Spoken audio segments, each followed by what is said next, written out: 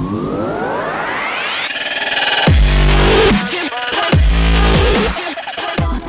niños y niñas, and welcome to another edition of the Bleed Los Podcast. This week's podcast is presented by our partners at BetOnline. BetOnline is your number one source for all of your basketball info, stats, news, and scores. Get the latest odds, lines, including the latest player reports for this year's NBA playoffs. BetOnline is always your sports information headquarters this season, as we have you covered for all of your sports wagering needs, from basketball, Major League Baseball, NHL, right on over to the UFC and boxing. BetOnline is the fastest and easiest way to get all of your betting information, including live betting options and your favorite casino and card games you can play right from your home.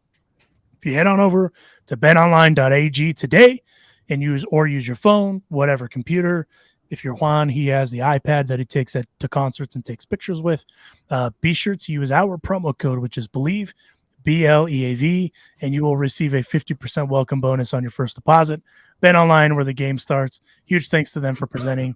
Also, if you don't know what I'm talking about with the iPad, it's probably because it's an inside joke, but it's funny to me, whatever. But we are here in pain, according to Juan. The title of this episode is Windy City High to the Pits. So Juan, I'll just let you air your grievances like it's Festivus.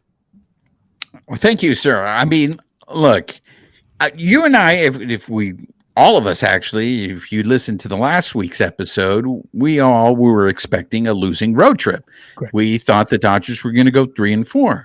So when they take three out of 4 from the Cachorros, I was like, hey, reports of the Dodgers' demise are premature. It looks like they're maybe turning things around. I do, before I talk about the Cachorros, I do want to send out my heartfelt sorry, I guess, to poor Jake Reed. I feel like that poor dude just got the short end of the stick. He had to fly in, and I don't know how much short notice, into Chicago. He gets thrown into that game and just gets completely lit up. I think his ERA was like 81 by the time he got out of the game. And that's the thing that I think we lose sight of as fans, in terms of just, what he had to go through just to play in the game. All we see is, oh man, that guy sucks. And of course he gets sent down the next day. So my condolences to Jake Reed. I appreciate him taking one for the team the way he did, but that was the only game the Dodgers ended up losing. And this was a Cachorros team that has a winning record and had just beaten the Dodgers 2 out of 3 in Los Angeles. So for the Dodgers to go ahead and take 3 out of 4, I thought, holy shit, here we go. I wasn't expecting them to correct, things until probably early June. Right. So I was thinking, yeah, maybe they're starting to turn things around. And then we go to Pittsburgh, and I don't know, and we're going to get into this, but is it that the Pirates are good and we're just not giving them enough credit because they're the Piratas, and we just assume because they're the Piratas, they suck and the Dodgers should be able to beat them? Or is it that the Piratas are actually good and we need to give them credit? The Dodgers win on the road and they lost 2 out of 3. Which one is it, babyface? The latter. Did I use that right? The first one. Oh, that's cool. That's tough. It's so the latter would mean the second one. Oh, then the first one.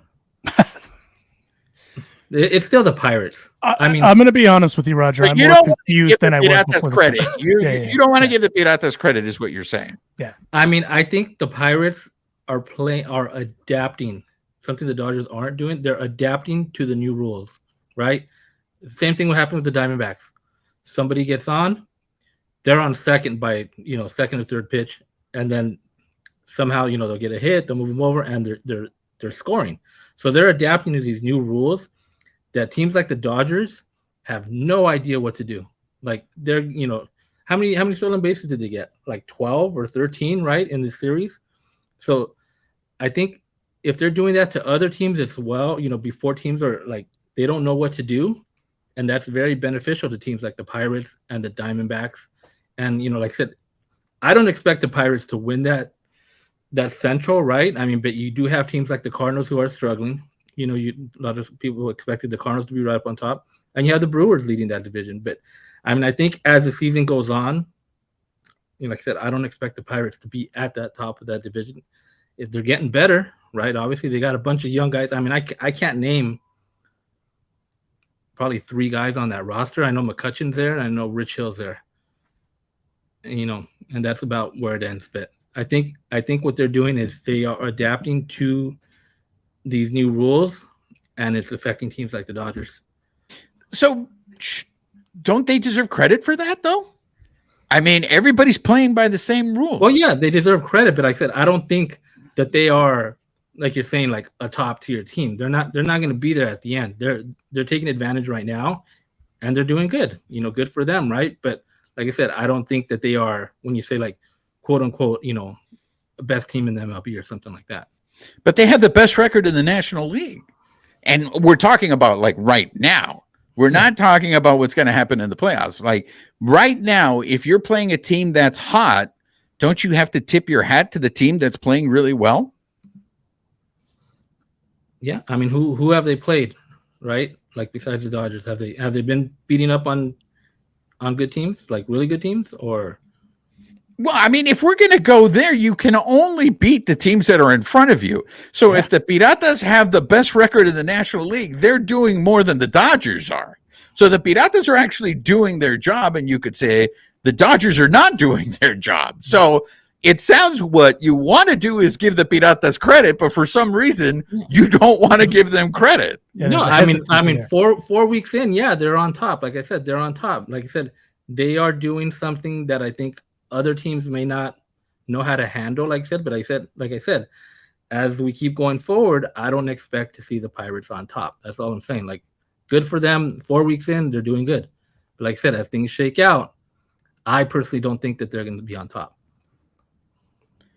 Right. But that wasn't my question. My question was right now. Is it a fact? Is it the Piratas are just a hot team right now? And maybe that's why, because the Dodgers had just won 3 out of 4 against the Cachorros, and the Cachorros had a winning record. So, I mean, maybe what it is like, I mean, let's be fair. I know everybody wants to sit there and say the Dodgers suck. The Dodgers are a 500 team, and we're going to get into it. There's a lot of things that I think are concerning. But if you look at the Piratas schedule, probably the only teams that they played that had a winning record in that first month are the Astros of Houston. And I think that Las Medias Rojas, I think, have a winning record, don't they? Doesn't everybody in the AL East have a winning record right now? Or they're 500. But I don't understand why Roger can't admit that the Pirates are just playing better baseball right now. I said they're playing good baseball, like I said, but I'm not saying like they're a good team. They're not like a top team. When you list it, who do you think are the best teams in the NL? Do you have the Pirates up there? I mean, well, here's the thing. To Juan's point, you're only as good as your opponent today. Like none of what you're saying to me, like if you're looking at it from a clubhouse standpoint, none of that matters. What matters is who am I playing today? Who's the opponent in front of me? And the Pirates have a pretty good farm. They have a very good young core. Mitch Keller is the truth. I mean, we've seen that throughout the season. And, I mean, he showed it to this Dodgers lineup that isn't, pedestrian.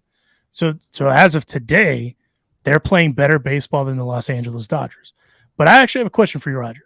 How long can you use the – I don't even want to say excuse, but how long can you say – that the reasoning why the Dodgers are struggling is because of these new rules that you said everyone else is playing to? Yeah. I mean, I don't know when they're going to adapt to that. I mean, because like I said, teams that can run are just running like crazy on the Dodgers. So they need to address either whether it's the starting pitcher, or they got to get guys that can throw these guys out. And sometimes they can't even throw them out because their lead is, so big or whatever, and they're just jumping on. The catcher has no chance to throw these guys out. So I'm gonna guess that's the pitcher's fault, right? I mean, the only guys that are pretty good at holding guys on is Julio, but we saw today Julio, they're running on Julio, and Kershaw's pretty good at holding guys on. Aside from that, I don't know what they're gonna do. Well, and again, I mean, in some cases too, I mean, there is tape on all of these guys, right? So, I mean, they've figured out that they can steal. I mean, that's what it is, right? I mean, if you don't make those adjustments, I mean, that's the issue that they're running into as a whole. They're not making the proper adjustments, and that's why they're playing inconsistently. I mean, that's just where it's at. Injuries don't help, right? I mean, all these guys are hurt. You got guys like Will Smith that are, hopefully Will Smith comes back this weekend. But I mean, also he's coming back from concussion, right? So you can't rush that. But I mean, what it comes down to though, with pitching at least, is it's been like Julio's start today, or as of the recording of this Thursday, this is coming out Friday. His start today was just uncharacteristically not like him, right? That's not a Julio Diaz start. So there's that. But also, I mean, if again, like you said, I mean, the Pirates, well, actually, you didn't say this, but the Pirates are a good team. I mean, they're young. I'm not expecting them to win a division. That's not even the standard we're setting. But as of the recording of this, they're better than the Dodgers right now, right? Is that fair to say? Yeah. Okay. Yeah, but you know what? In the sense, I think, Roger, what you're saying, there's a point. You have a point in the sense that you need to do a better job of holding runners. The catchers need to do a better job. But that all to me speaks to roster construction. Correct. Like, we are a month into the season, and it is obvious that Andrew Friedman and his team and his team up there, they either did not value the rule changes, meaning we don't care about stolen bases, so we're not going to subscribe to that. We're going to keep playing our game, our style of play. And I feel like, how are you going to argue that, right? Because when it comes to the regular season, every year they've had success, right? What's the one thing? Failure is where you learn, right? Yeah. Success, what do you learn in success? You just learn that to do the same thing. We're just going to keep doing the same thing because we know we can get success with that. It's when you fail, that's when you go, all right, we got to try something new. So the fact that you got these teams like the Piratas, you got teams like the Diamondbacks who know we can't out-hit the other team. We can't, we're not going to be able to match offenses. But what we can do is we got guys on this roster who can steal bases.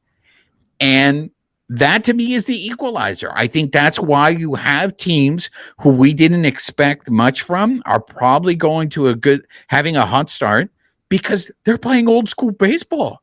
This is how it was back in like the 60s and all that. Even in the 80s, those St. Louis Cardinals team that had Vince Coleman and Willie McGee and Ozzie Smith, those guys would just steal bases. So I get your point, but it's like, this is roster construction. The Dodgers have guys that you and I have both talked about that we think should steal bases, but they don't. It seems like every other team has a much higher success rate stealing bases against us than the Dodgers do against them. So that's what I'm looking forward to, is to see if Andrew Friedman finally gives in and realizes, hey, we need to start adapting. Because like you said, Roger, the question is, how long is it going to take for these guys to adapt? Because look, they've talked about it. I mean, poor Dave Roberts, after every post game, it looks like he doesn't know what to do. Like, they know they're going to steal bases on us. We've game planned for it, but we can't stop it. And that's got to be frustrating as hell to know what's coming and you still can't do anything about it. Well, and even at that, I mean, and then you throw in the inconsistent play, that's really difficult to overcome. I mean, just as an example, like as we look back in the week that was, the Dodgers lost 13-0, right? In the what could have been the perfect game of Mr. Smiley. And then they come back and win 9-4. And then from there, they win 7-3. Like, that's a tale of two cities. Because when's the last? I was thinking about this earlier. When's the last time that you've seen the Dodgers get blanked 13-0? It's been a long time, and I think this season, especially the start to this season, it's been so jarring to Dodger fans because we're just not used to seeing this, right? Because all of a sudden the Dodgers seem mortal. There does not seem to be that level of confidence that, hey, it's okay. We're going to turn this around. right now, we've talked about this in plenty of shows. There seems to be a lot of holes on this ship, and we don't have enough hands to cover them. And it's like, how are we going to go ahead and fix all this? Because as great as James Outman has been to start the season, it is going to be inevitable. The league is going to make an adjustment to him. So how is he going to react to that? I expect him to struggle for a little bit. Go ahead, babyface. I was saying that might have started already. If you look back at Thursday's game, he got a golden sombrero, and he's been striking out. If you go back a couple games, he's been striking out a lot more than he was earlier on. So it might be happening already. Yeah. So I mean, and that's the thing, right? It's like, if I think there was a lot of people, and I know you guys were pretty confident with the Dodgers, but I feel like a lot of things had to go right for this team to be successful. Well, the season has started, and everything seems to have been going wrong. I know we're going to get into the injuries, but before we get into the injuries, I got to ask this question. I know it's only been 2 starts, but the last 2 starts with Julio Urias, he's given up 5 earned runs. And then today he gave up 6 earned runs. Now, that start against the Cachorros, the one thing I picked up, and I want to give thanks to friend of the Carne Asada, Rox Arroyo, for this, it seemed like he was not using his fastball. Yep. And that made me very, very curious as to why he wasn't doing it. Was it because this was the second time around against the Cachorros and he wanted to give them a different look? Now today, he gives up 6 runs, and he just didn't look good, right? So before automatically sitting there hitting the panic button and being like, Julio has regressed, or is it because it's a free agent year, the pressure is starting to get to Julio? I want to start with this. Could there be something physically wrong with Julio? And I want to defer to Alonso on this because he's a pitcher. Is it something mechanical? Or what I'm concerned about is if there is something physically wrong with him, and because it's a contract year, he's going to keep going out there to try to deliver because he wants that big contract. Well, I mean, if he's hurt, that's one thing, right? But I mean, with the way that sports are now, they're, if they even suspect there's an injury, hey, we're going to take you, get you looked at, get you, MRI, all that jazz. So I don't think it's that. I mean, if you look at his stats, so far 3 for 3 with an ERA of 4.41, and that's 6 starts, and so his overall stats are not any, like, his WHIP is still 1.29, so I mean that's not concerning. He's only given up 7 home runs. For the sake of transparency, last year he gave up 23, so I mean he's kind of par for the course, right? I think what it is I mean, a part of it is this East Coast swing just messes with you too. Like, I mean, people don't take that into account. I mean, today's game was at, what was it, at 10 a.m.? I mean, it's whatever, it's 1 o'clock on the East Coast, but it's 10 a.m. low. That's what your body's used to, right? And so that's a big thing of it. The fastball thing was interesting to me. I don't know if it was just maybe the game plan. I mean, that's the only thing I could think of, because the Cubs are pretty free swingers. So no innuendo, like literally they're free swingers, and they're playing with house money. So I feel like that was a game plan. Today, he just seemed out of sorts. I don't know if he just didn't trust this stuff. That's a huge thing with a lot of guys. If he just didn't really have kind of that bite that that you hear a lot of guys talking about, but he just seemed flat. Is that fair? Like, he just seemed just flat as hell. Well, that's the reason why I wanted to talk to you. I wanted to hear it. Do you think that's the Will Smith? Because I know that he's thrown to Austin Barnes. Yeah. But we have Austin Wynn in there, who is a new catcher.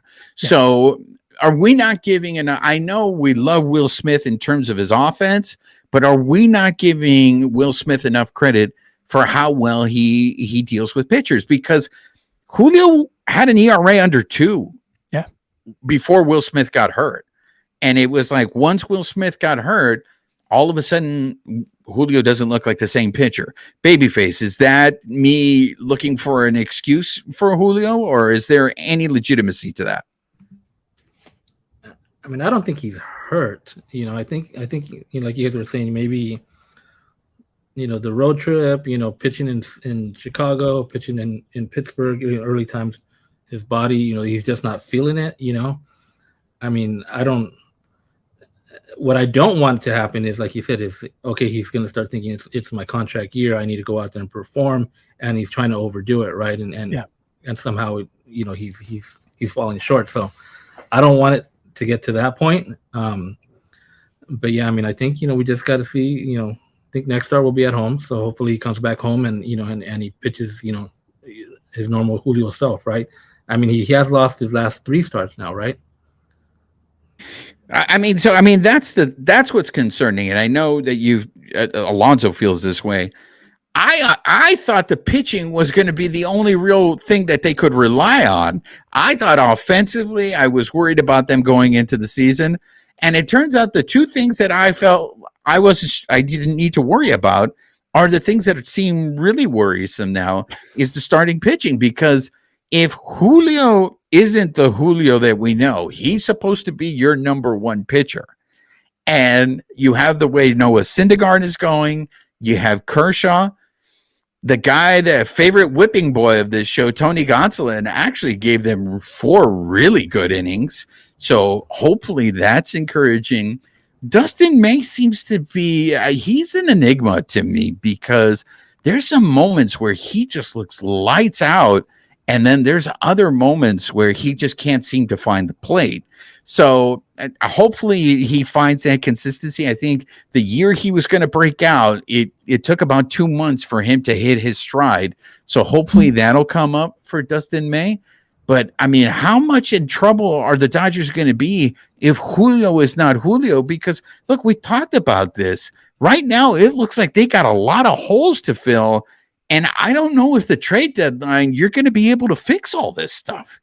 And going back to Julio, I don't think people understand how much a different catcher really affects you, right? It's like a good example. Like if you have, if you ever get into a rental car, right? And it's the first time you get into the rental car, it feels all weird.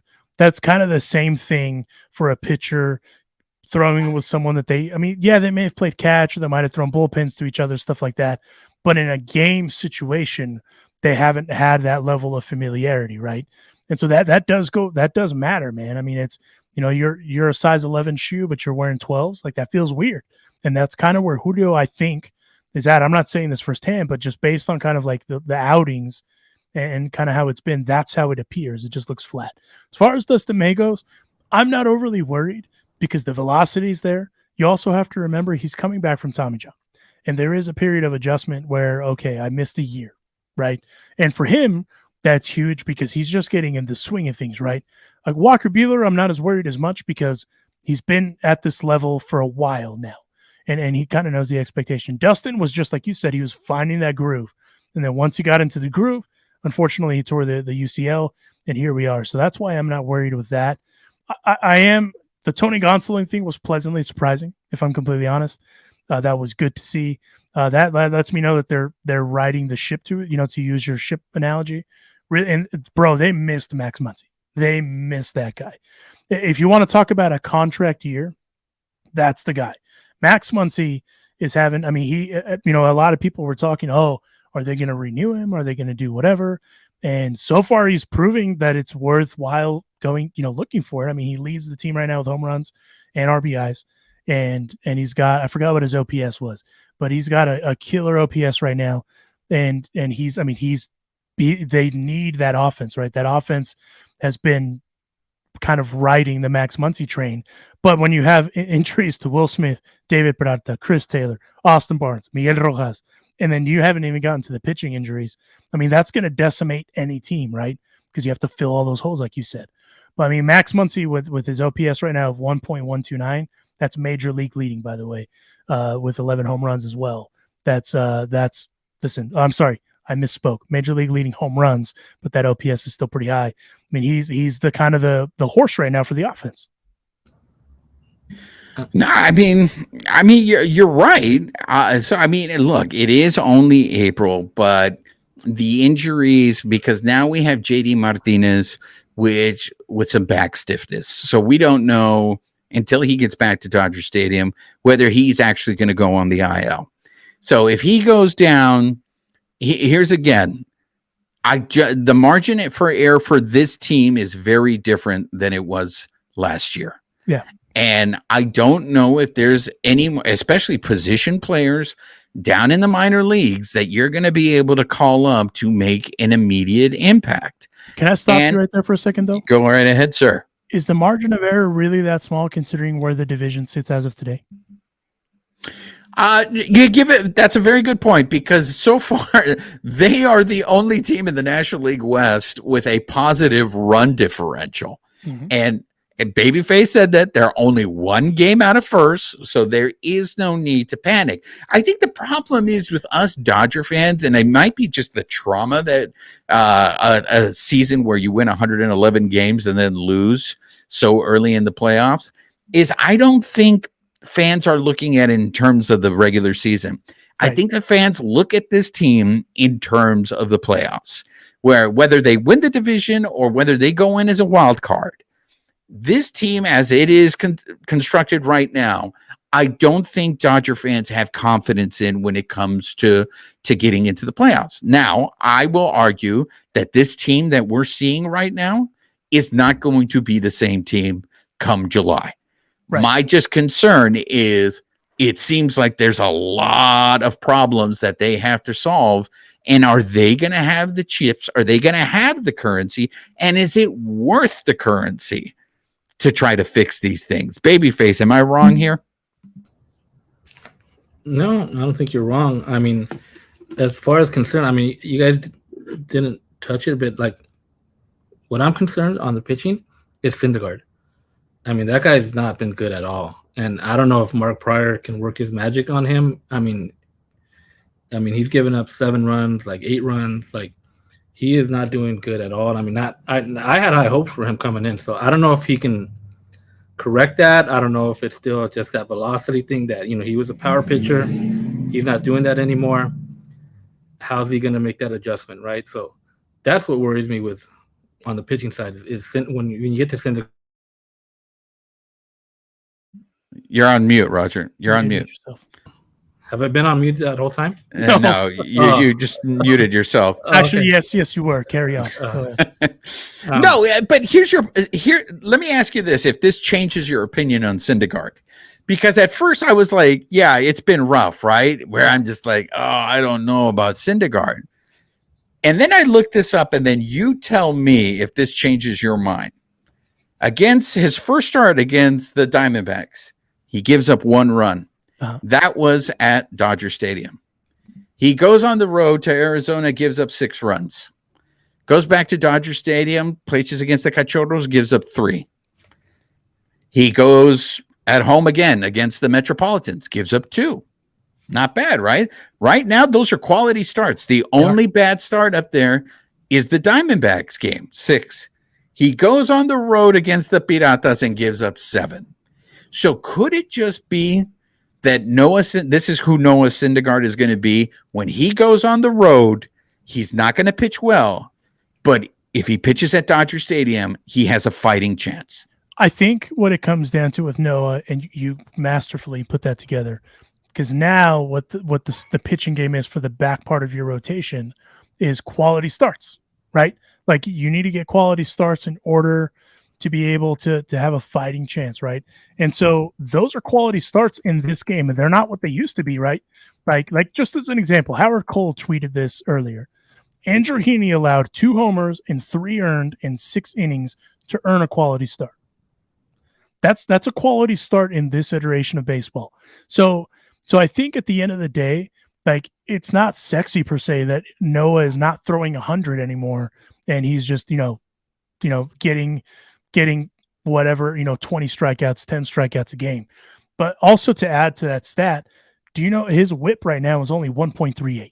So I mean, he's having quality starts and he's having quality outings. Ultimately, I think what his problem is he's still adjusting, going from being able to throw gas to now he has to locate.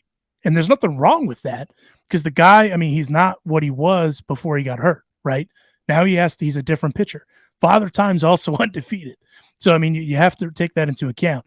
But Mark Pryor, I think, has done a pretty good job overall with considering what he has. The only thing that I'm a little concerned with is the home runs. He's already given up 5, which last year he gave up 14. So the trend there doesn't look great. But at the same time, everything else lines up with this is a guy that's going to eat some innings for you. So he should only pitch at home, right? We got to keep him off the road trip then, right? That's what we got to do, right? Well, no, this is what I'm saying. You don't have the pitching depth to replace him in the rotation. Exactly. But if he's going to give you quality starts at home and keep you in the game at home, you have an equal amount of games at home and on the road. Yep. Aren't you going to take that until you can find a better solution? Like Pepio. If Pepio shows up and Pepio starts pitching well, if Gonsolin can prove to stay healthy, because I still feel you're going to have the inevitable Kershaw's going to go on the IL. Right. So you don't have the depth right now, so you have to keep him. I'm just saying, I'm like you, where I'm just like, well, Syndergaard doesn't look. But the guy pitches, keeps you in the game at home. They just didn't score. That Metropolitan game, the Dodgers didn't score any runs for him. And the same thing could have been said against his first start against the Diamondbacks. He wasn't getting run support, and I want to use that to segue into this offense. And we talked about the feast or famine thing. A friend of the carne asada, Dave Vassay, gets a lot of shit, right? Because some people sit there and say he's a ball washer, he sucks up to the players, but then other people get mad at him because he tends to call out certain players. And it seems one of the players he's been calling out in a very subtle way, I think, but if you pay attention, I think it becomes a little obvious, is Mookie Betts. Mookie Betts has ended the month of April. Well, April's not over yet, but so far, Mookie Betts is hitting 233. This is what I mean by the margin of error, Alonso, in the sense that if the pitchers are not on, this offense isn't going to. Yes, they did it earlier. They came back and beat the Piratas in that 8-7 game, but that's a rarity. You're not seeing that. That was something I think you could have done last year, where if the pitchers had a bad day, the offense was going to pick you up. This offense, I know, because and we've talked about this many times on the show, Mookie Betts' contract, I know his expectations are much higher than everyone else. But Mookie's hitting 233. Jason Hayward is hitting 191. And I don't know if anyone realistically expected more from Jason Hayward, but because of the injuries, Jason Hayward has to play. So Jason Hayward is playing, but he's not producing. So that's a problem. He's looked a little bit better, but Miguel Vargas is hitting 217. Uh-huh. That is a guy the Dodgers were expecting. Look, you guys we lost Trey Turner. We lost a lot of production. And if you go look, don't look up Justin Turner's numbers with the Las Medias Rojas, because it's just going to make you cry, because you'll take that right now on the Dodgers. But you have guys, Chris Taylor, because he was so bad, is actually starting to look pretty good now. But he's also just hitting 161. You got a lot of guys on this team that are hitting under 200, but you need them to play because of the injuries. So if the Dodgers can just find a way to stay close in these next 2 months, and let's say people start getting healthy or people start turning around their seasons, they might be in really, really good shape. But I want to give a point to our contributor, Jason Barquero, who has always been critical of Austin Barnes. And I know we need Austin Barnes because of the Will Smith situation, but Austin Barnes is hitting 079. Well, and that's tough. How do you win? You still got to score runs to win games. Well, they're trying to weather the storm of injuries. You can't take that and dismiss that, right? Because they got some key guys that are hurt. And, like I said, you got Will Smith, who's been out with a concussion. You got Mookie, who's been struggling. Freddie was in a little bit of a slump.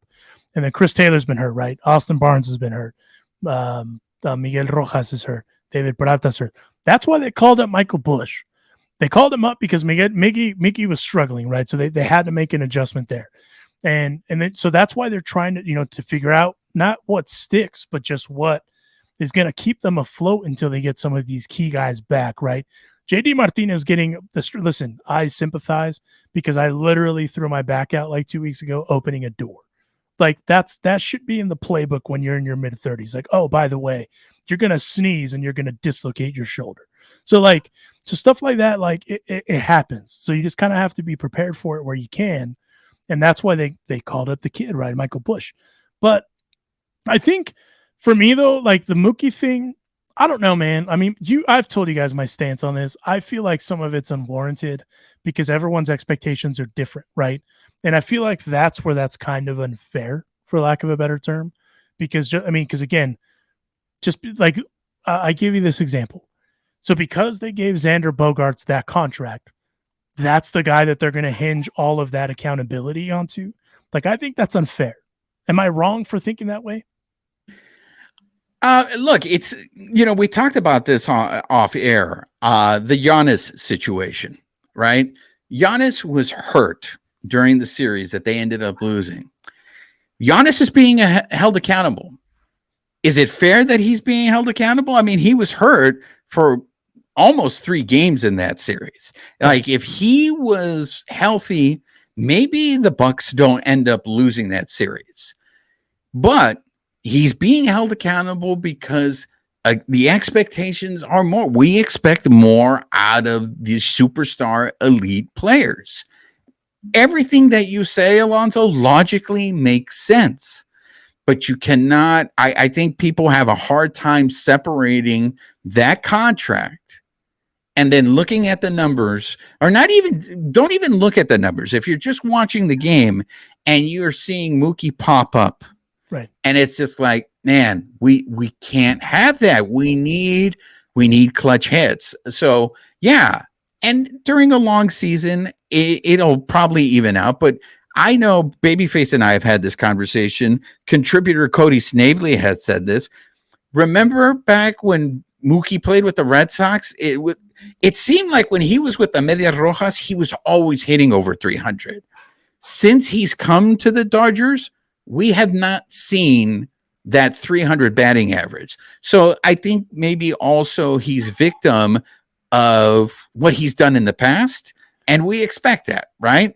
If you did this in the past, we expect you every year to do those numbers. And that's just not the way it works in baseball.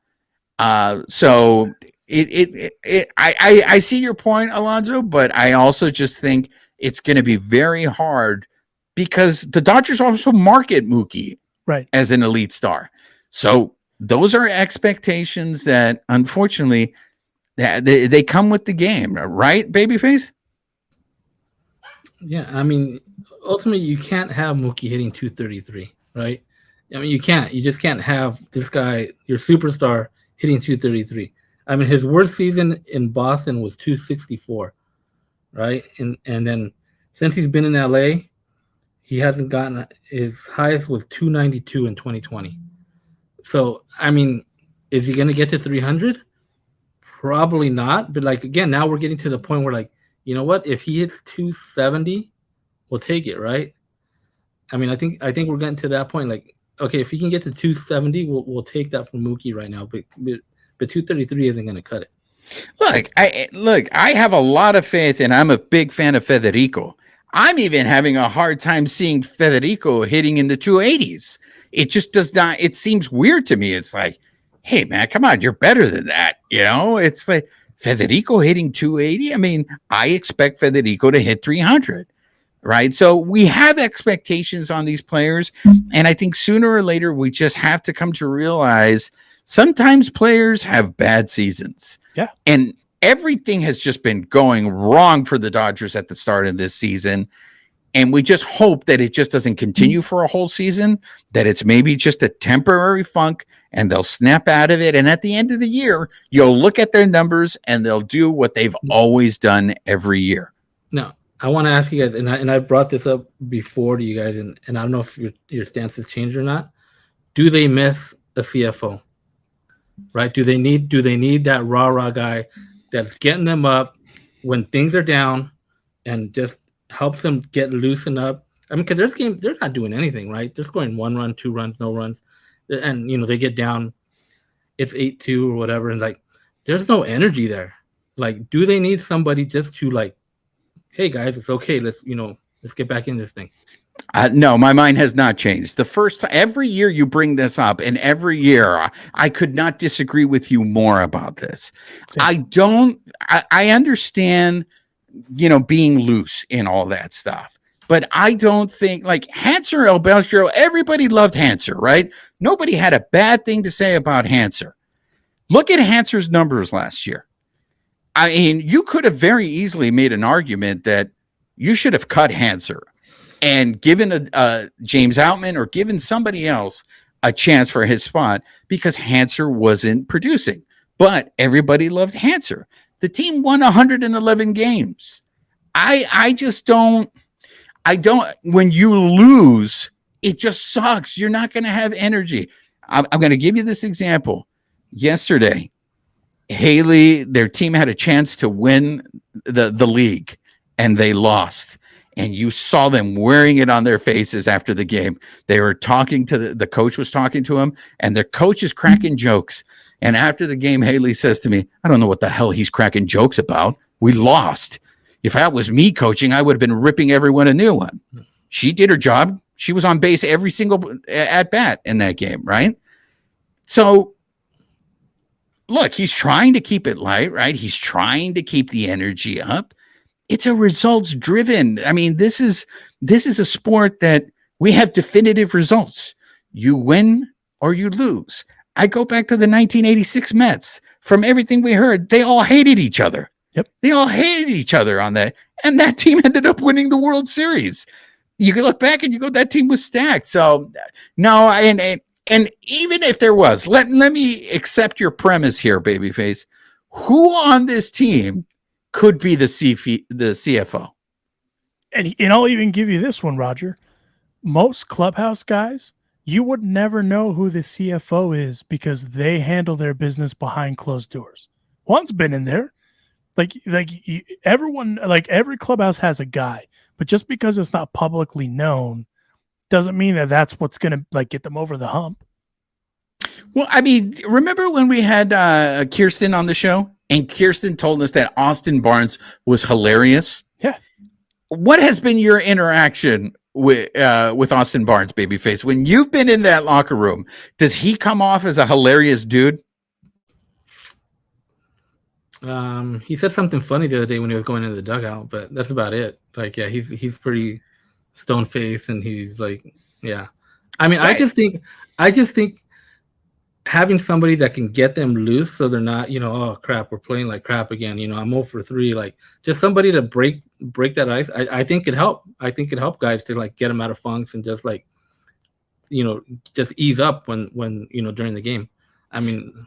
I forget what year this was, but remember when Ethier lost his fucking mind in Milwaukee and he was like ready to fucking fight everybody, and he threw that huge tirade in the dugout, and then right after that, the Dodgers went on this fucking ridiculous tear, winning all these fucking games and just climb back into it, and they take over the lead into the division. That seemed like a super fucking tense moment to me. Yeah. Like, that didn't seem light at all. Could it be that maybe the Dodgers need the opposite of someone keeping it loose? Bro, the guy I think it's way too early for it. Right. But maybe they need more of a Gibson. Maybe they need more of an Ethier as opposed to a CFO. Bro, right now in Pittsburgh, the guy that's keeping the fucking ice all light is Andrew McCutchen. So, I mean, it doesn't have to be someone that's obvious like that, because McCutch is the vet, right? I mean, those are all kids. All of those dudes we could all say that, they're children at this point. And then Kutch is the vet, the gritty vet. He's the one that's calling the meetings and doing the thing, and he's keeping it light. So it doesn't have to be someone obvious, but at the same time, we don't even have to know because they keep that stuff so close to the vest in the clubhouse anyway. I just think baseball is stupid, and there's just no explanation for it. No. Like, things happen, and it's just, again, I poor Federico, when he was going through that slump, He's sitting there. You could see he's totally fucking lost. And he's just like, I don't get it. I do the same thing every day that I did before. I got results then, but I'm not getting results now. Like, there's just no explanation for this. I mean, these are elite players. Like, we're sitting here talking about why doesn't fucking Mookie hit 300? We don't understand. Like, Mookie used to hit 300, right? Mookie, in many people's minds, is considered one of the best players in the league. And we're like sitting there going, hey, Mookie's hitting 233. He fucking sucks. Well, it makes no sense. Well, it's like that video. I sent Juan this video from a YouTube channel. I'll find the channel to give him credit. And it's a video showing, I think it was Trevor Bauer who's throwing, that this is what MLB pitching looks like. And I sent it to Juan, and Juan's quote, direct quote, "Fuck, that's scary." Yeah. So I mean, at the end of the day, like you said, we all, oh yeah, what the fuck? Why can't this guy hit that? Or why can't Kobe dunk this ball? Like, because you're also 6'6" and can dunk like that. Like, so for me, at the end of the day, baseball is dumb. Let's just call it, just like golf is dumb. Like but with both of those sports, they have one thing in common. It's 90% up here between the eyes, right? And just like Freddie said, I'm doing the same damn thing I've done for 30 whatever years, and I still can't hit a fucking ball. And so that's what it is. I mean, when the whole clubhouse is inconsistent, the whole clubhouse is inconsistent. But when they're on, right? And with some teams, they're able to overcome that because of the talent level that's in that clubhouse. This clubhouse is too good to be, I don't even want to say bad. They're just being inconsistent. This clubhouse but also they're dealing with a litany of issues. So that's why I'm not necessarily worried, because like I've told you guys, talk to me after Mother's Day. If after Mother's Day this is continuing, then they have a problem. That's the whole reason why when we had Jason on, I did that exercise of, well, you guys were telling me the sky is falling. Why don't we trade for you guys? And none of you guys concurred. So which is it? The sky is falling or the sky isn't falling? What is it? That's exactly what it is, because they're 500. So the sky is falling one day and the sky is not falling the next day. Everything is fine. Look, there's no better example than this road trip. They're coming out of Chicago. Hey, they're turning around the season. And then the Piratas just bring us right back to earth. And like Rob Schneider says, oh, we suck again. It's one of the things I am concerned about, and I'm curious to see if they can turn it around, is Yency Almonte and Alex Vesia. Those guys were two very important pitchers in that bullpen last year, and they just don't look the same. And I've always heard this, and I think even Andrew Friedman has said it himself. Bullpens are very volatile, and so it's very rare that you get that level of consistency year to year from pitchers in the bullpen. Right. But I don't want to sit here and just it's all doom and gloom. There are some pitchers that have surprised me in this Dodger bullpen, and they might be this year's Alex Vesia and Yency Almonte from last year. Look, Shelby Miller had a terrible fucking spring. Yeah. And I was like, oh, this is not going to be good. Shelby Miller has an ERA of 1.64. I mean, he's been good. In the short amount of time, Justin Brule has been good. Poor Justin Brule, friend of the Carne Asada, will probably be the first one to get sent down again once more people get healthy. But he's pitching well. And Caleb Ferguson, man, that guy, as long as he can stay healthy, has always delivered. So, and Evan Phillips had one really bad outing, and that's why I think his ERA is as elevated as it is. But the more he pitches, you start to see that ERA go down. And Brusdar was pitching better before he went on the paternity leave. So there are some parts of the bullpen that are working. But I just felt like Almonte and Vesia were such important parts of the bullpen last year. How do you replace them this year? And I know Daniel Hudson is hurt, but I just don't think you can expect Daniel Hudson, when he comes back, for him to just be in midseason form. I think that's probably going to take time. Do you guys have any positives, or are we just going to be the doom and gloom podcast episode? I mean, well, Roger, I'll let you go first. Well, they just called up Aaron Chingon Gonzalez, right? And he's had two, I think, two outings. Or Victor. Victor's pretty good Victor, too. sorry, Victor. Where did I get Aaron from?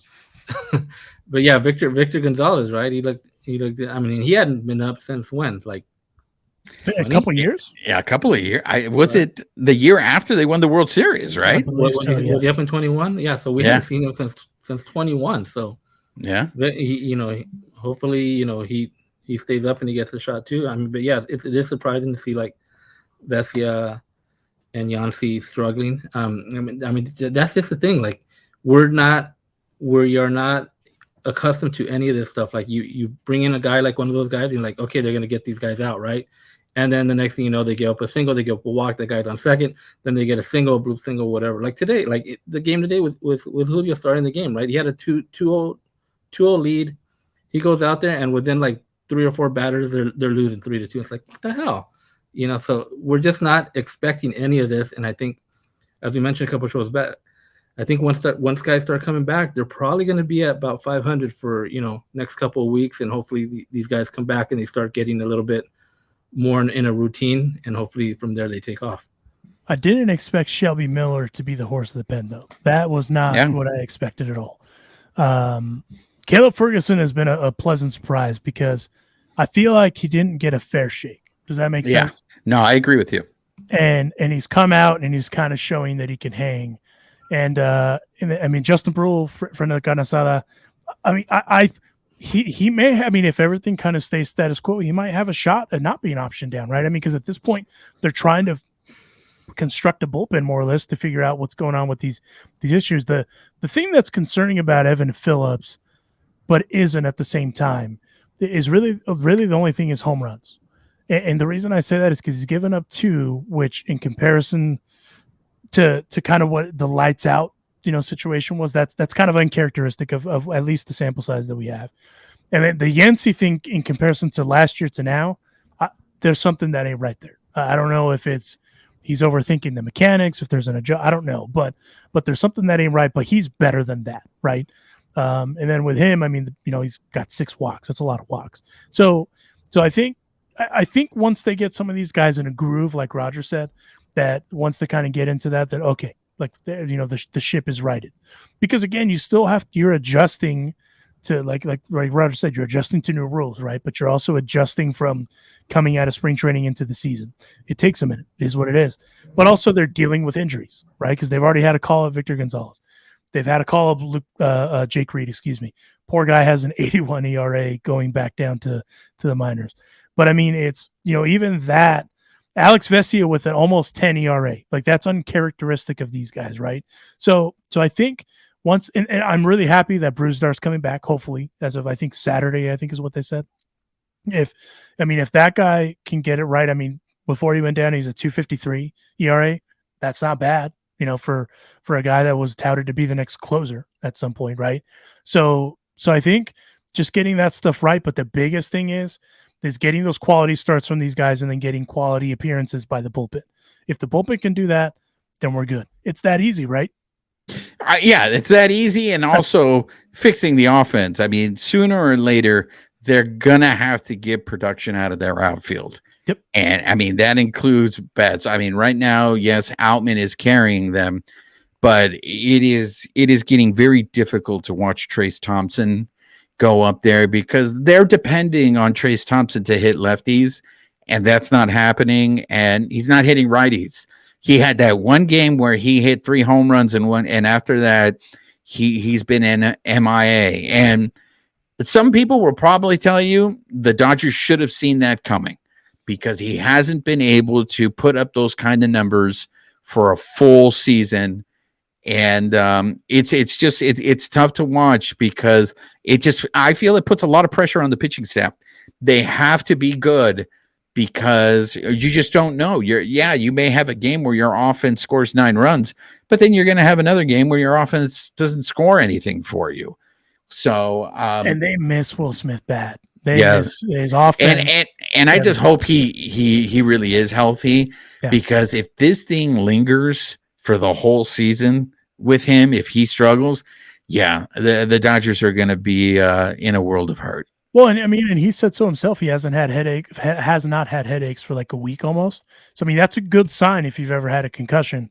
But I mean, he is such an integral part of the team. I mean, he's an elite catcher, an elite game caller, and he has a great bat. Right?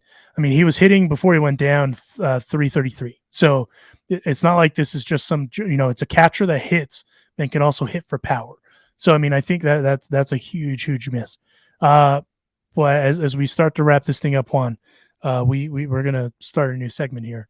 We're gonna enter into Juanito Ramirez's wrestling corner, and because we have to address an elephant in the room. There's a new title, a new one, and it's the WWE Heavyweight Championship, if I'm not mistaken. Correct?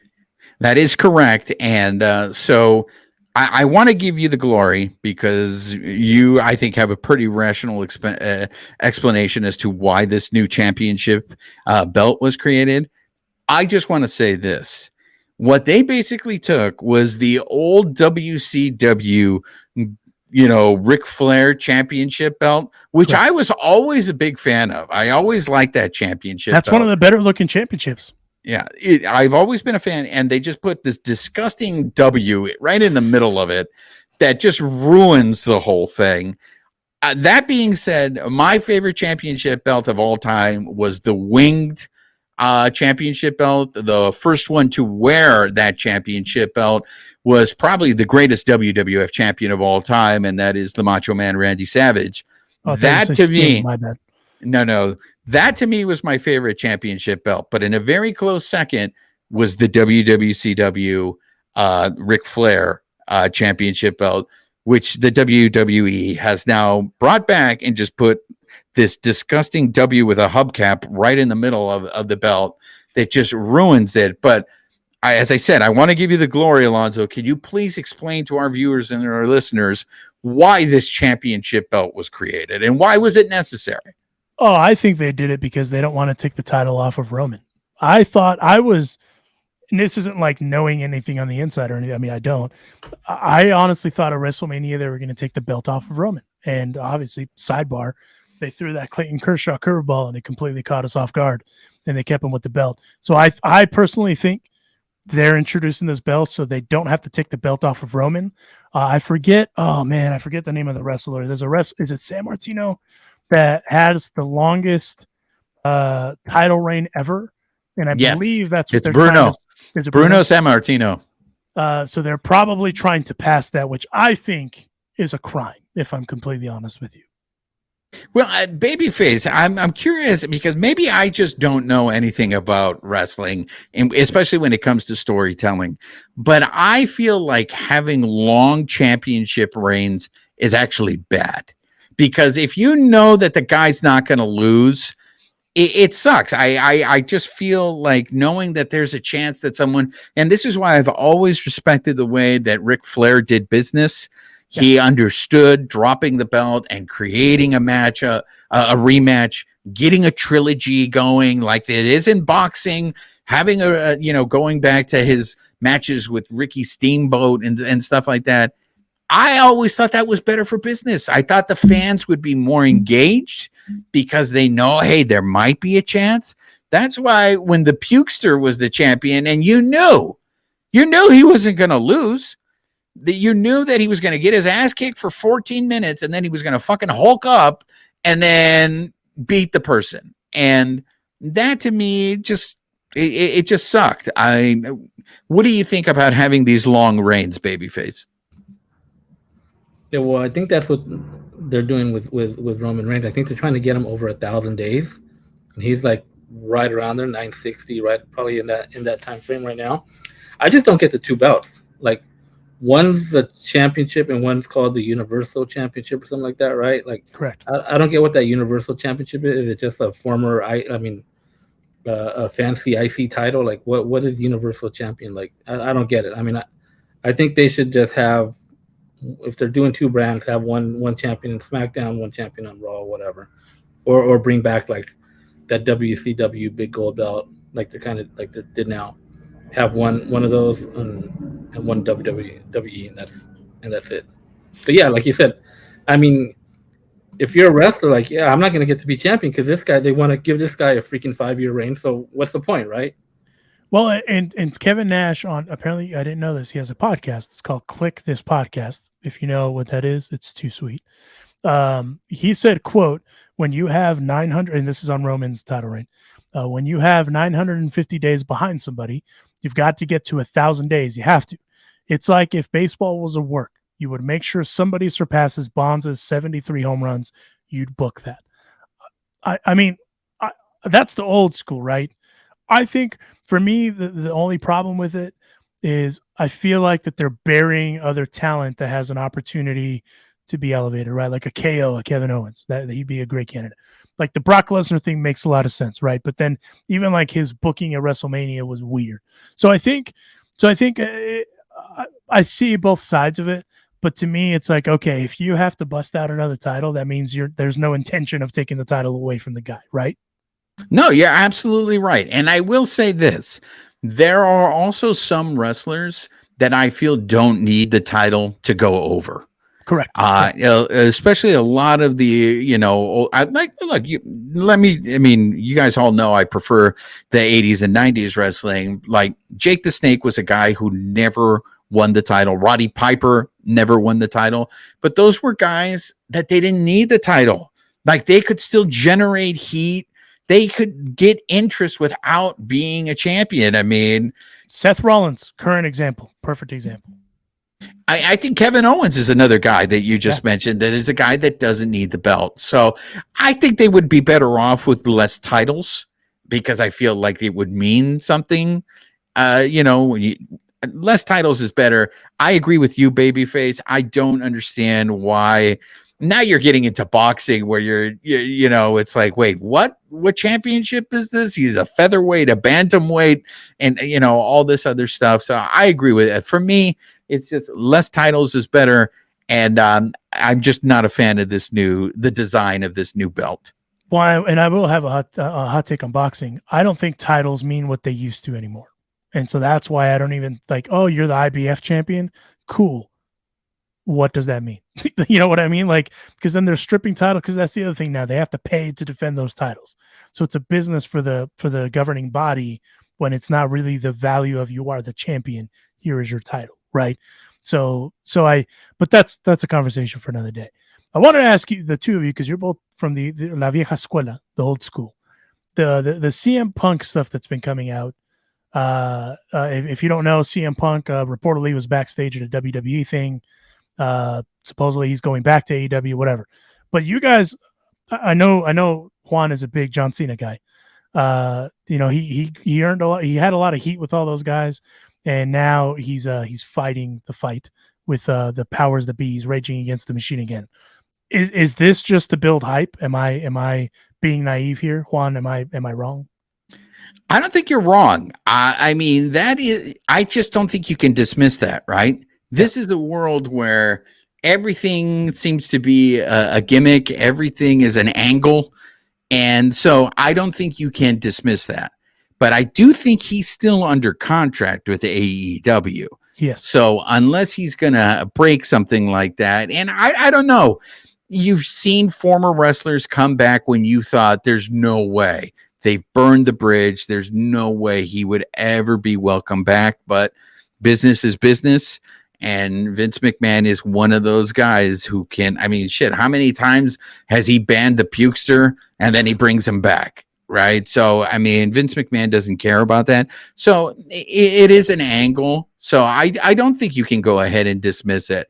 I do think it's just totally funny. Now I wonder, was it really unannounced? The reports were he didn't tell anybody, that he just randomly showed up. How many people really were surprised? You can never know. I mean, now you have so many. I mean, Trish Stratus's promo, Yeah. You have wrestlers now going to social media and they're in their gimmick. They're living their gimmick. So you don't know what is an angle and what is not an angle. So I like CM. I like CM Punk. I mean, I always I have a fond memory of him because when the Macho Man Randy Savage died, he came out and wrestled in Savage's trunks. Yeah. And I thought that was very classy of him. But I also understand that he rubs people the wrong way. Well, and again, I mean, it's. Oh, go ahead, Roger. Sorry. I was gonna say, like, actually Savage's trunks, like his actual trunks, or just replicas of his trunks. It was the replica of his trunks, and it was the classic. He was wearing the purple trunks with the yellow boots, and they weren't boots. They were like fucking like, I don't know what do you call them, Alonzo? They just basically cover the boots that he already had on. Yeah, like boot covers. But he taped up his hands the way Savage would tape up his hands. So I've always liked that moment. But look, I feel like that the WWE needs more personalities, because some of these guys I just think aren't very good on the mic. Even wrestlers that I like I don't know if you guys saw, I know she's not with WWE anymore, but Sasha Banks or Mercedes is wrestling in New Japan. Yeah. And she's doing these promos, and I think she's just really bad on the mic, man. And I mean, she's a great wrestler. I mean, a great wrestler that I loved, Bret Hart, I didn't think was very good on the mic. He was great in the ring, but on the mic, I don't think he was very good. Well, and again, I mean, it's like CM Punk has both, right? He's good in the ring, good on the mic. He's delivered some kind of legendary promos, and has had great programs. But I mean, the thing about the business is, if you move the needle, there's a job for you somewhere. I mean, that's a part of it, right?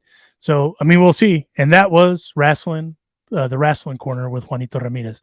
And we'll find a sponsor to get that sponsor. How about that one? Slim Jim, I think, would be a great sponsor for the Wrestling Corner. So I was thinking Hulk Hogan. That's who I was thinking should be the sponsor. Hogan's Hangout. That'd be awesome. Hogan's Hangout is going to be the sponsor for the Wrestling Corner. What were you going to say, Roger? Sorry. You're muted again. Dodgers posted their what is it now, their fourth baby announcement in the last couple of days. Bruce Star, I think it's the last one. Bruce Star finally their announcement of a baby girl. So why do you hate babies? I'm not saying you make it sound like you hate babies. No, I'm just saying now we're getting our guys back. Now it's the last announcement, and now let's get our guys back. Hey, that might be it, man. That's what they caught. The Piratas caught the Dodgers at the wrong time. And who knows, if the Dodgers take 2 out of 3 out of the Cardenales this weekend, everything will be back to normal, right? Everything will be fine. We got to make a wager with Polo. I'm gonna tell well, I mean, he has to be here to make the damn wager. By the way, felicidades, Brewstar, on being a girl dad. Congratulations, my friend. By the way, are we going to do predictions before we end the show? That's sure. The whole reason we do these shows. Yeah, let's do it. All right. So the Dodgers have 1, 2, 3 with the Cardinals, and then Trey Turner makes his triumphant return to the Ravine. They got 3 against the Phillies before they start a weekend series with the Padres. So my question is, are we doing all of those, or where are we at? No. 6 at home. Yeah, the 6 at home. The 6 at home. Okay. Just want to make sure. So 6 at home. The Cardinals are trash right now. Sorry, Polo. I'm gonna go split 3-3. Good call. I'm going 4-2. Dodgers okay. are going to win 4. They're going to lose 2. I think all the dad strength is going to come back to this team, and everything's going to be. We're going to turn the corner. Mr. Positivity just showed up. Hey, gimmick, Roger. He stole my numbers. I was going to go 4-2. Why? Let me ask you. You can go 4-2. I mean, it just means I'm going to lose, but you can go 4-2. 4-2. Yeah, Cardinals are struggling, but you never know. They might get liven up against the Dodgers. But I'm going to stick with 4-2. They're a team that also has some baseball players, so I wouldn't surprise me if. And they just sent down one of their rookie studs too. Kind of Jordan weird. Walker. Walker. Yeah, they sent him down. But I mean, it's some guys can handle the adjustment, some can't. To quote one babyface gimmick, Roger Arrieta, they have to adapt, and it sounds like Mr. Walker could not adapt. All right, so Alicia, obviously we haven't addressed the elephant in the room. Alicia is somewhere exotic, not here with us, so that's why we won't be having her picks. But I think she was at the draft or something like that. It's better than whatever I'm doing here right now. No offense, guys. But she's representing the Rams. Well, they don't even have a pick on day 1, bro. That's why I don't think Alicia knows that. So she's at the draft right now, waiting for the Rams pick. maybe she read Chargers, Los Angeles Chargers, and oh shit, there it is, right? And they just picked Quentin Johnston at a TCU, so she's gonna go buy herself a Johnston jersey. Well, the sky isn't falling, but Juan still think it is, so I guess that's where we're at. I mean, so it's a beautiful May day, Juan. Absolutely. It's good times. The Raiders blew their pick again, picking a guy that nobody expected them to pick. So everything's fine in the world. This is why I'm picking. Look, it's much better than the day I had the other day. The Dodgers lost, fucking Lakers lost. I mean, that was a tough day.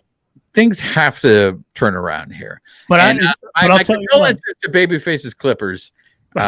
You know, I really feel bad. I mean, they're building that dome. I mean, sooner or later, I think both of their superstars will play in a playoff series together. And our apologies to the Clippers. We ran out of time to discuss the LA Clippers. By the way, I have a conspiracy theory. I think they lost that game so they can win the series at home. That's the Lakers did. That's the conspiracy theory I'm going with, because that's what we all do on the internet. Create conspiracy theories, right? Well, there was some guy on the internet saying they should have not played AD and LeBron, let them rest, because they knew that it was coming back home. So just let them rest a couple of days and then come and win it on Friday. Look, my concern, and we'll end the show on this, is Darvin Ham is going to cost them a few games in this playoff run. Oh wow, the hot take is coming in. Oh shit, he's going to. I mean, look, and I'm not the one that you know. I've heard this from Beto. Has said this. His rotations have, really baffled people, but you can't. I know everybody wants to just fucking destroy LeBron, but I just want to remind everyone, the dude is 38. Yeah, and nobody in the history of basketball has been the man at this age. I mean, I remember when Kareem, in '88 when the Lakers ran, Kareem wasn't the one driving that team. That was Magic and James Worthy. And Kareem could barely walk, remember? They were bringing Kareem out in a rocking chair, remember? They would put out a rocking chair and that's what I'm saying. And it's just like, let's be realistic. I know they're like, oh, Dan, LeBron looks tired. He's 38 fucking years old. Remember the meme that the RBC Supreme, I'm 36. Exactly. Like that, to add 2 more years to it. But I mean, also, listen, man, I'm going to give Anthony Davis a minimal amount of adulation, but I want to fight that guy so bad, because there's no, dude, you have LeBron James on your team who shows you what you need to do to your body. That's the standard, right?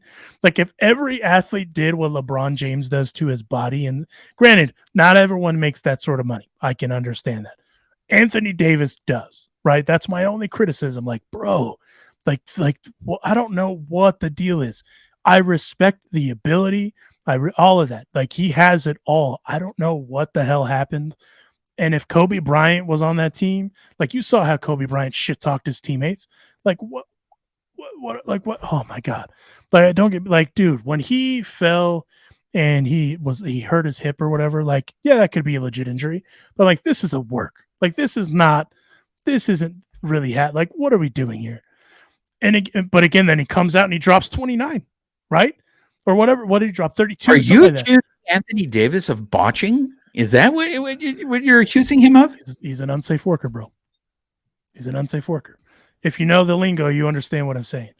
Oh man, I was so that guy is so frustrating, because if he just would have played how he played in 20, which wasn't that long ago, this team would be lights out. But also, the Dodgers, their offense has been inconsistent, and it's so frustrating. Anyway, I'll get off my soapbox now. It's like I told Juan a minute ago. You're going to go out there and tell these basketball players to dunk a ball because it's easy, because you're also 6'6". I'm barely 5'11". This episode of the podcast was presented by our partners at BetOnline. If you want to bet on your Los Angeles Lakers, I would say you could bet on the Clippers, but they're out of the playoffs. If you head on over to betonline.ag and use our promo code BELIEVE, which is BLEAV, you will receive a 50% welcome bonus on your first deposit. Big thanks to them for presenting the show, BetOnline, where the game starts. This was the Bleed Los podcast. For those of you that have asked for wrestling talk, you got it. Merry Christmas. You have a corner now. So there's maybe we'll figure out like a play on words, like Juan's turnbuckle or something. I don't know. Like we'll figure it out. That actually from the top rope with Juan Ramirez. That's what it should be. Intestinal fortitude with Juan Ramirez. Or just maybe we'll find like a Larry David quote we can imply in there and work it in. The slobber knocker with Juan Ramirez. But anyway, thank you guys for tuning in. I promise you the sky isn't falling. I have to say all these things in jest because as far as Juan and Babyface are concerned, the sky's falling. So we just got to rein it in a little bit. It'll be okay, guys. Everything's fine. The Lakers are going to win, and if they don't win, it's Juan's fault. But thank you guys for checking it out. From myself, Babyface Gimmick in the Sky Roger, and Juan Ramirez, the Prince of Darkness, and from Alicia del Valle, even though she's at the draft. Thank you guys for tuning in, and we will catch you on the next one.